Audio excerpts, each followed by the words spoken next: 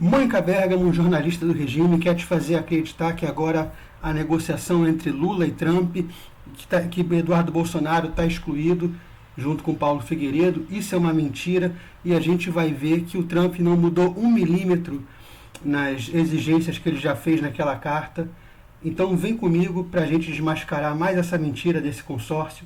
Se inscreve, ativa o sininho, dá o like, comenta, eu respondo todo mundo e compartilha esse conteúdo, por favor, me ajuda muito, tá? Para você é rapidinho, é de graça, para mim faz muita diferença. Vamos lá. Tem informações de coxia sobre os grandes desafios do Brasil para virar a chave, né, em relação a essa relação que anda meio gelada com os Estados Unidos. Diga lá, Mônica, bom dia para você. Bom dia, Megali, bom dia a todos. Já foi mais gelada, né? Se a gente comparar com o dia 9 de julho, quando o Trump mandou uma carta esculhambando com o judiciário brasileiro e exigindo que o processo do Jair Bolsonaro parasse imediatamente, e a gente pensar que agora o Bolsonaro está lá preso, o processo não parou, não vai parar, tem outros abertos, reabertos, e o Trump está telefonando para o Lula, marcando encontro com o Lula e não está falando do Bolsonaro.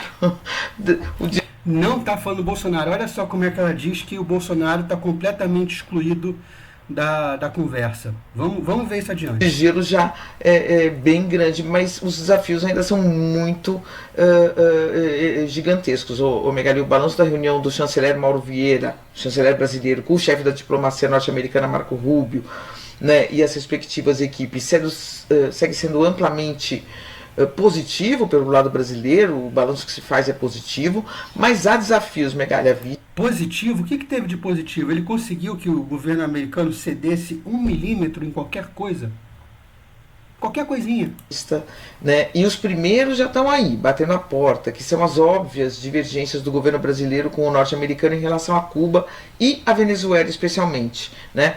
E hoje, talvez com menor intensidade em relação a Gaza, né? Mas especialmente em relação a Cuba e Venezuela, né? E o grande desafio, Megali, eu estava falando com integrantes do governo, com integrantes da diplomacia, vai ser separar as questões de comércio e as questões políticas mais espinhosas em relação ao Brasil das questões da geopolítica internacional, né?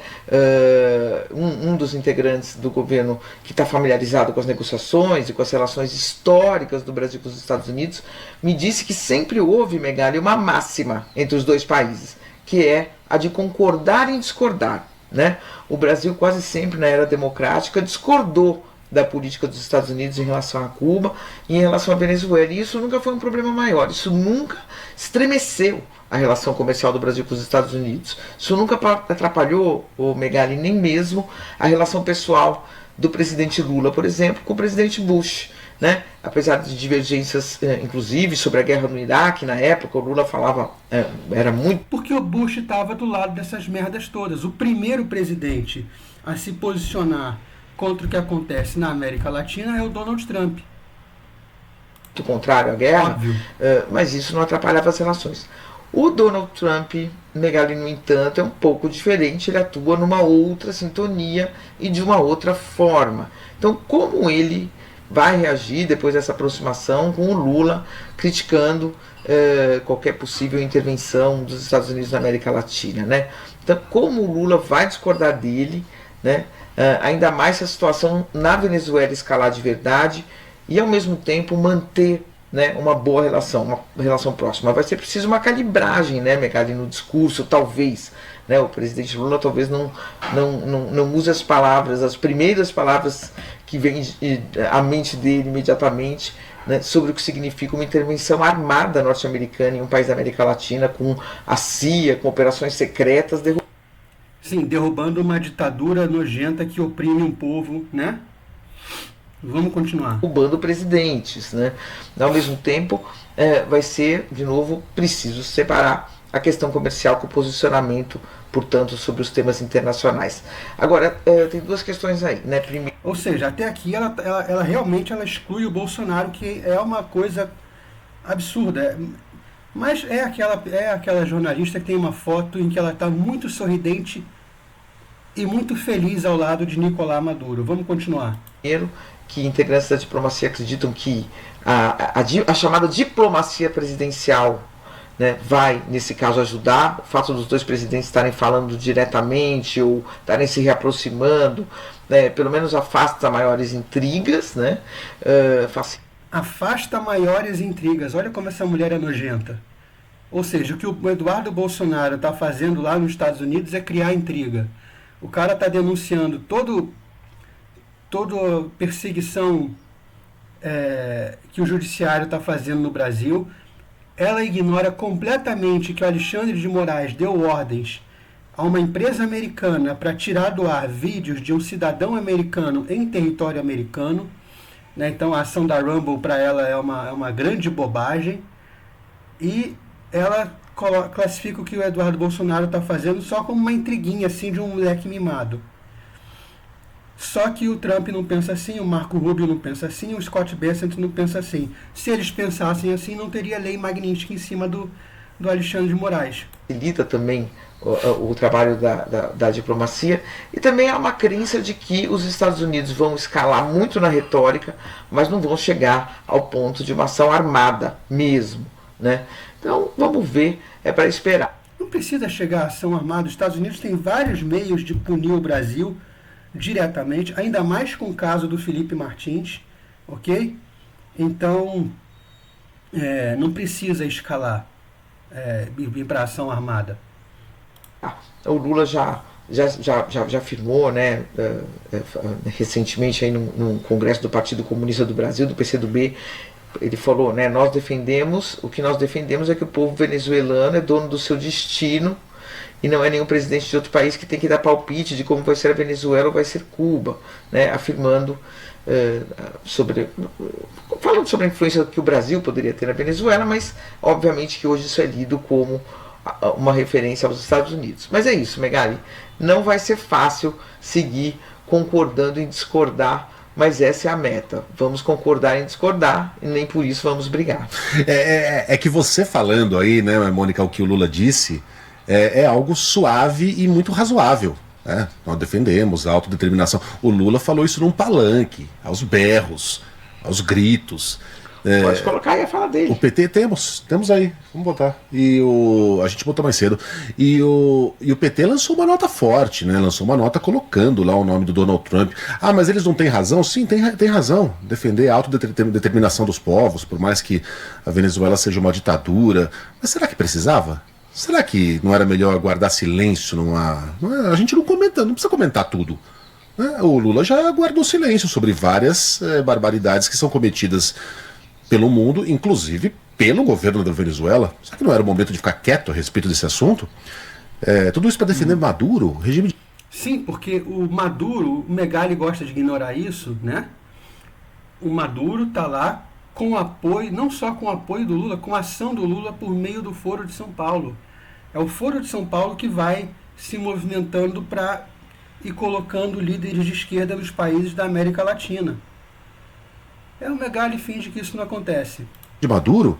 Veja aí como foi a fala do presidente. Peraí, vamos só ouvir o Lula, Mônica, na sequência. Todo mundo diz que a gente vai transformar o Brasil na Venezuela. E o Brasil nunca vai ser a Venezuela e a Venezuela nunca vai ser o Brasil. Cada um será ele. O que nós defendemos é que o povo venezuelano é dono do seu destino e não é nenhum presidente de outro país que tem que dar palpite de como vai ser a Venezuela ou vai ser Cuba.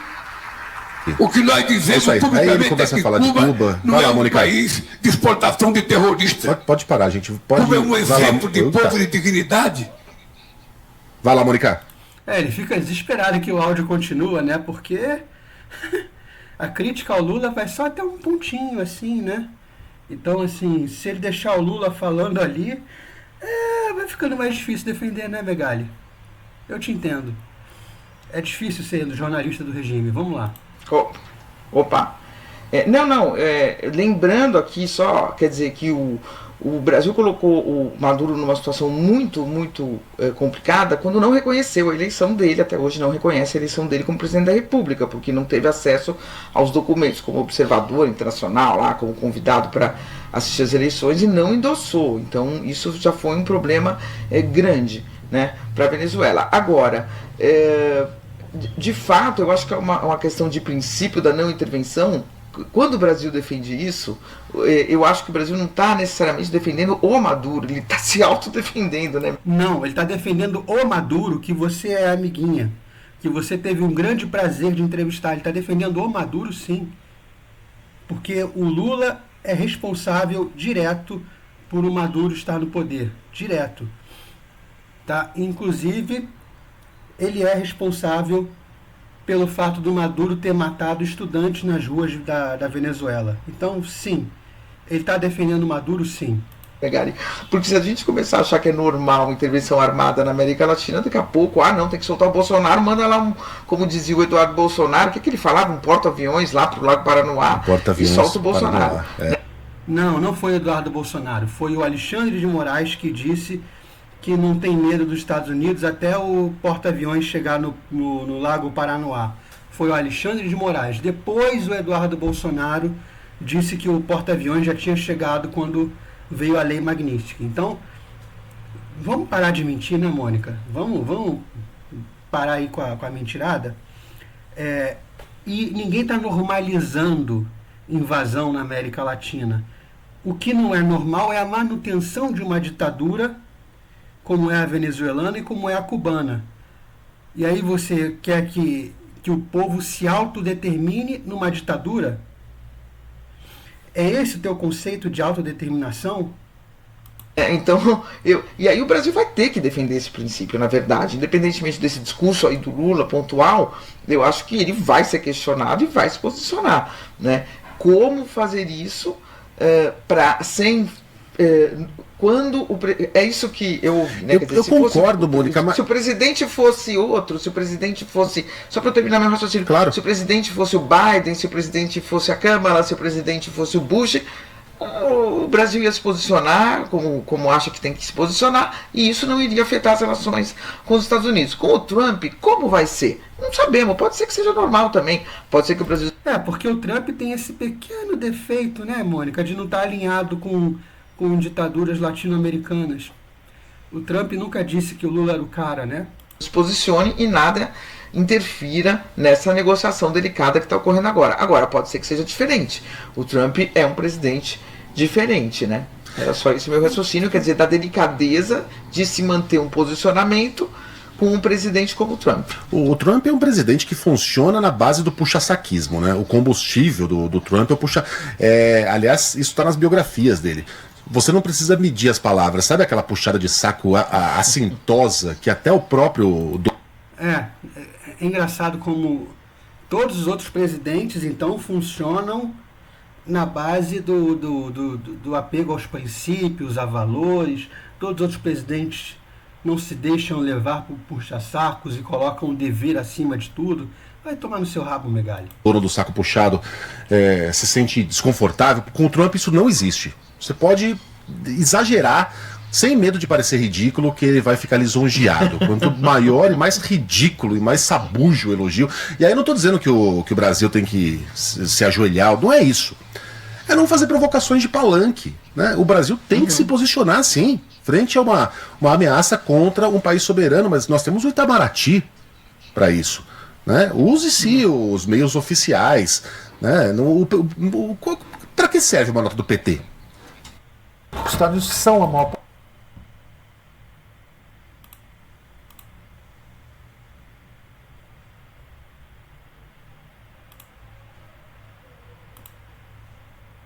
Governo, nós temos o Itamaraty para fazer esse serviço. Não precisa ser uma bravata de palanque, incluindo Cuba, né, num momento como esse. Não tô pedindo que o presidente e o país se acovardem, não. Mas que tem um mínimo de pragmatismo, tendo de lidar com um cara tão instável do outro lado, e no final das contas é ele que toma a decisão. Aqui o Megali está falando que o Lula tem que se comportar um pouco melhor que um bêbado de bosta, né? E nisso ele está certo. O Lula tem que ter um mínimo de postura de um presidente. Só que o Lula está lá exatamente por cumplicidade do Megali e da Mônica. Da Mônica principalmente. A Mônica é lulista até não poder mais. Né? Assim, É lamentável o jornalismo dessa pessoa aqui. Jornalismo muito entre aspas, né? Um momento tão delicado. Né? Um pouco de inteligência, me parece, mais sábio num momento como esses. Você devia fazer essa crítica na hora de apertar o 13 ali na urna, né? Mas enfim. E você quer que o Lula fale como? Eu não quero que ele fale. O ouvinte está perguntando aqui, se comunique via Itamaraty. Ele não precisa falar sobre a Venezuela no palanque, é isso que eu estou dizendo. Desculpa, Mônica. Não, é isso aí. Eu acho que no momento em que o Trump... Não, e o Itamaraty é uma bela bosta também, que vai fazer em nota oficial que o Lula faz no palanque. Vai trocar merda por bosta.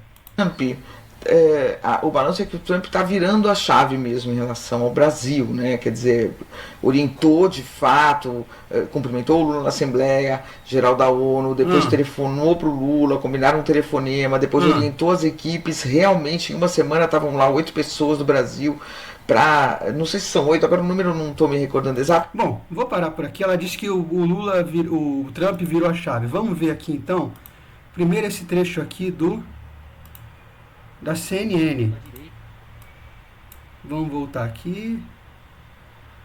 Botar o voluminho bonito. Boa noite, Alessandro. Boa noite, Juliana. Eu entendo que não enfraquece nesse sentido que todo mundo está querendo levar tanto a sério, ou botar tanto peso nisso. Acho que a missão do Eduardo Bolsonaro era muito claro, era expor os abusos que estão acontecendo no Brasil, a perseguição política que está acontecendo da direita no Brasil, e isso tem nome e sobrenome, chama-se Alexandre de Moraes, que foi lá e confiscou os recursos do X, porque exigiu censura, algo claramente inconstitucional, ainda confiscou recursos da Starlink, teve uma série de coisas aí que inclusive culminou nas sanções da Lei Magnitsky, especificamente para Alexandre de Moraes. Agora, quando a gente fala dessa reunião, esses novos contatos agora, essas primeiras relações, eu acho extremamente importante, mas extremamente atrasado, né? O Brasil demorou demais e ficou nesse impasse porque o Lula estava morrendo de medo de ser chamado a atenção naquela sala oval ou ter uma conversa com o Trump. Ele não ligava para o Trump, ele não queria conversar com o Trump e deixando a economia brasileira à mercê do seu orgulho, à mercê desse comportamento que não é de chefe de Estado. O que acaba acontecendo é que quem sofreu nessa história toda é a economia brasileira, exportadores de café, exportadores de madeira, exportadores de vários materiais que receberam essa sobretaxa e perderam a sua competitividade. Então é importante estabelecer novamente esses contatos e consertar esse estrago que foi feito. E vamos lembrar que essas sanções vieram muito em função daquelas coisas que o Lula ficou falando no BRICS, que tinha que desdolarizar, que tinha que acabar com essa ordem mundial americana, né? Ele provocou muito o Trump. E aí acabamos recebendo sanções que não eram desnecessárias. Acho que a Juliana fez uma análise perfeita do que está acontecendo, em que a gente tem que primeiro fazer um arranjo econômico. Aquilo que é mais emergencial, que é devolver a normalidade das nossas exportações. Porque até para o americano, o trader americano, o negociador americano, é muito difícil ficar procurando novos fornecedores de madeira, fornecedores de café, fornecedores de autopeça, do que seja, tá certo? Porque ele já estava acostumado, já sabia da qualidade, sabia das garantias, e procurar isso no mundo, outra opção, é difícil. Então o próprio negócio dos Estados Unidos atrapalha muito. Então tem interesses americanos nisso também. Mas foi jogo de orgulho, de vaidade, aquele jogo que existe muito na política e que atrapalhou muito a economia. Eu fico feliz de que a gente esteja restabelecendo esses contatos e agora tem a conversa de primeiro nível. Marco Rubio, não é aqueles conversinha fajuto que foi a delegação, ia lá, ninguém atendia o brasileiro. O brasileiro passou vergonha em Washington recentemente, porque ia lá e não falava com ninguém. Agora, pelo menos estamos falando com o Marco Rubio e nesse momento vamos falar de economia. As questões ideológicas, eu acho que elas vão vir mais para frente, mas primeiro vamos resolver a economia, porque Bom, isso aí já está diferente da Mônica Bergamo, né? Mas tudo bem que esse cara é analista, deputado. Agora, olha aqui, o Jorge Pontual, da Globo News. Vamos ver o que ele vai dizer aqui. Eu não estou muito otimista, não. Bom, primeiro que essa questão da inflação, o último número de inflação que saiu mostra que o impacto das tarifas é mínimo. É mínimo. Tem um pequeno, muito pequeno impacto. Então não é uma pressão sobre o Trump. E o próprio FMI disse que a economia americana e a economia mundial não estão sendo afetadas pelas tarifas. Pode ser que venha a ser, mas por enquanto ainda não. Pode ser que venha a ser se o Trump mantiver os 100% sobre a China, mas o Trump já está desconversando. Então esse negócio com a China também não deve ser tão grave quanto o rompimento com a China não deve ser como estão falando. O Trump está acenando para a China. Então, você vê só, o governo Trump tem várias prioridades. Tem Gaza, que não está resolvido, Tem a Ucrânia, que está menos resolvido ainda, mas que é uma prioridade. Tem a Venezuela, que eles resolveram fazer o que parece ser uma pressão militar sobre o Maduro. E o secretário de Estado, Marco Rubio, está com as mãos cheias de problemas prioritários. E o Brasil não é prioridade. Os Estados Unidos não tem nenhuma pressa em resolver essa questão. E está enrolando. Essa reunião com o Mauro Vieira não saiu nada de concreto. É o início do diálogo. Mais uma vez, é o início do diálogo. Exatamente, o início do diálogo. E não teve nada. Ele está reconhecendo, ao contrário da Mônica Bergamo ali, né, que já descarta o Eduardo Bolsonaro. Ele está vendo que o governo Lula não está conseguindo absolutamente nada. Lá na ONU foi o início do diálogo. Depois do telefonema foi o início do diálogo. Marco Rubio com Mauro Vieira foi o início do diálogo. E continua sempre o início do diálogo. Não tem nada concreto, não tem resolução nenhuma, nem promessa. E os Estados Unidos fazem negociações, o Trump, né, faz negociações em que ele quer ganhar alguma coisa. O que o Brasil está disposto a oferecer? Terras raras é uma questão para o futuro, porque até o Brasil ser capaz de explorar e beneficiar, refinar terras raras, vai levar muitos anos. A China levou muitos anos até conseguir o monopólio que detém hoje. Não vai ser fácil. E a China está controlando a exportação de equipamentos para retirar e refinar terras raras. Quer dizer, está muito difícil. Esse horizonte das terras raras não está nada claro. Então, o que o Brasil vai oferecer? O que o Brasil vai oferecer para o Trump? Para o Trump tirar os 40% de tarifa extra? Ninguém sabe. É isso que eles não querem admitir. O que tem que ser oferecido para o Trump, o que o Trump tá querendo é exatamente o recrudescimento, não, que é o contrário. É o recuo do STF. E aí, após a reunião com o Mauro Vieira e o Marco Rubio, o Lula fala isso aqui. Quando o Lula fala isso aqui, eu tenho a clara impressão de que a reunião não foi do jeito que ele gostaria. Ele sabe que as exigências do Trump são relativas ao STF, à perseguição judicial. Porque se ele não soubesse, ele não falaria isso aqui. Né? O Lula não faria esse discurso se o Eduardo Bolsonaro e o que ele pleiteia tivesse realmente descartado pelos Estados Unidos. Vamos lá. E nós também fizemos a Universidade de Foz do Iguaçu, da América Latina. A gente quer formar uma doutrina latino-americana, com professor latino-americano, com estudante latino-americano, para que a gente possa sonhar que esse continente um dia vai ser independente, que nunca mais um presidente de outro país ouça falar grosso com o Brasil, porque a gente não vai aceitar. A gente não vai aceitar um país falar grosso com o Brasil. Isso depois da reunião do Marco Rubio e do Mauro Vieira. Não é muito animador não, né? Vamos lá. E aqui uma análise do Lorival Santana para fechar. E o Lori trouxe nessa crise, algumas das informações mais importantes. Inclusive foi lá para Washington. A gente não conversou antes, eu queria te ouvir, Lori. Qual é a sua avaliação, que informação você tem aí dessa conversa e do que a gente pode esperar, né? Vamos lá. A reunião teve uma estrutura muito reveladora, né? Porque foram 15 minutos de uma reunião só entre o chanceler brasileiro Mauro Vieira e o secretário de Estado e conselheiro de Segurança Nacional americano Marco Rubio. 15 minutos, só os dois. E eles saíram e não falaram nem para os assessores deles como tinha sido essa conversa. E esses 15 minutos foram de conversa política. Então ali entraram Venezuela, Bolsonaro. Mas a Mônica Bergamo disse que eles não falaram do Bolsonaro, Lorival Santana. Eu acabei de passar aqui a Mônica Bergamo dizendo que o Bolsonaro está fora da mesa de negociação. E eles falaram de Bolsonaro por quê? STF, Alexandre de Moraes, o que os americanos consideram censura às redes sociais, o que aqui a gente considera uma regulação vinculada a não permitir, né, a veiculação de conteúdos que possam ser criminosos dentro da visão e da legislação brasileira. Então, esses 15 minutos foram uma conversa política e sigilosa entre os dois. Depois eles abriram, então, e vieram alguns assessores. Veio o negociador americano, né, Jameson Greer, que é o USTR, né, o representante do comércio americano, e vieram assessores do Mauro Vieira e do Marco Rubio também. Mas a Mônica Bergamo disse que o Bolsonaro não foi falado. Então é isso, tá? Para vocês verem, vocês viram aqui, né, o Jorge Pontual dizendo que não teve nada de concreto. Então, para que essa euforia da esquerda? Tá aqui um de vocês, né, o imitador de Chewbacca aqui, dizendo que não teve nada de concreto. O Lula com raivinha aqui dos Estados Unidos, depois da reunião.